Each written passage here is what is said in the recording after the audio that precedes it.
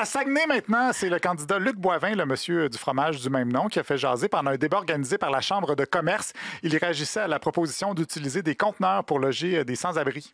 2 600 $ par itinérant. On est aussi bien nous envoyer dans le sud, ça va coûter moins cher. Écoutez, puis le problème des itinérants, là, c'est des gens qui vivent en marge de la société qui ne veulent pas se faire aider. La première étape, c'est il faut qu'il y ait un traitement adapté. Oui, un traitement adapté qui ne serait pas de les envoyer au Club Med. De toute façon, je ne suis pas sûr que de confronter les itinérants à la dure réalité de devoir se lever aux petites heures du matin pour aller réserver sa chaise longue avec sa serviette, ça les aidera à faire plus confiance au système. Il s'est excusé, M. Boivin. Il dit « Je tiens à m'excuser si ça a pu mal paraître ». C'est le moins qu'on puisse dire. Le candidat à la mairie de Montréal, Gilbert Thibodeau, aussi a parlé d'itinérance dans les derniers jours. Lui, entre autres, il a fait ça au balado Sur ma chaise, dont le concept est assez révolutionnaire. C'est une entrevue en se faisant couper les cheveux. Pas toujours bon côté son, par contre. J'avais pas l'idée.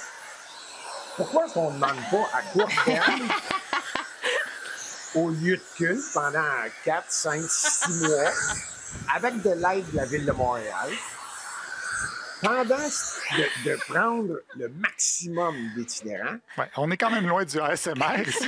Peut-être on est rendu loin d'un concept de balado. Mais bref, il va envoyer les itinérants dans les églises, mais une fois ses cheveux bien secs, il a présenté sa théorie à leur sujet. Des fois, je me pose la question, coudonc, c'est-tu une industrie, la pauvreté? Y a-tu quelqu'un qui fait de l'argent avec ça? C'est 400 millions par année, là.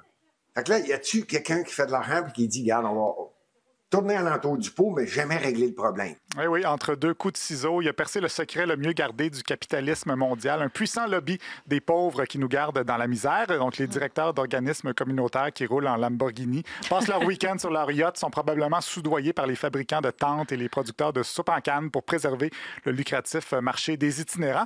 Monsieur Thibodeau, il est très présent dans ce genre de médias alternatifs-là où il peut exprimer librement ses théories un peu douteuses. Il est aussi allé au balado d'Amélie Paul, qui a connu ses heures de gloire pendant la fausse pandémie.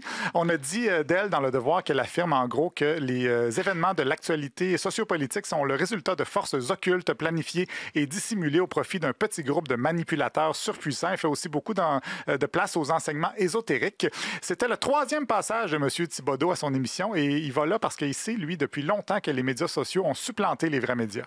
Les médias traditionnels s'en aperçoivent. Les médias sociaux prennent de l'ampleur. Okay. Je ne sais pas si vous vous en rappelez, là, au début je parle de ceux qui ont connu ça là, au début des années 90. C'est pas tout le monde qui connaît Facebook depuis 1991. Là. Ça fait longtemps que ça existe.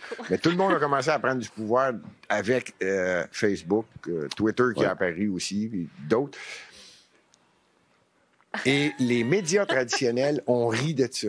Oui, le fondateur de Radio-Canada, Jacques Cartier, avait sûrement pas vu venir qu'un jour, les grands médias allaient être moins fiables que les réseaux sociaux. Donc, c'est ça, le gars est tellement avant-gardiste qu'il a utilisé Facebook avant même son invention. Sa prochaine promesse sera peut-être d'installer des bornes de recharge pour sa DeLorean. Il y a un autre candidat à Montréal dont on ne parle pas beaucoup, c'est Jean-François Cacou. Lui, c'est un ancien DG de la ville de Percé, entre autres. Et il y a une solution pour le stationnement à Montréal, comme il l'a expliqué dans une vidéo où il spinne beaucoup sur lui-même. Tu auras moins de contraventions. Tu vas arrêter de tourner en rond pendant des dizaines de minutes. Et on va tout faire pour que tu ne rates plus de rendez-vous parce que tu n'as pas trouvé de place. On va installer des tours de stationnement près du centre-ville et des centres d'achat avec des navettes directes vers les rues principales. Hein, ça va nous faire un beau skyline, ça, après la vue sur le Mont-Royal, la vue sur un Buick Régal.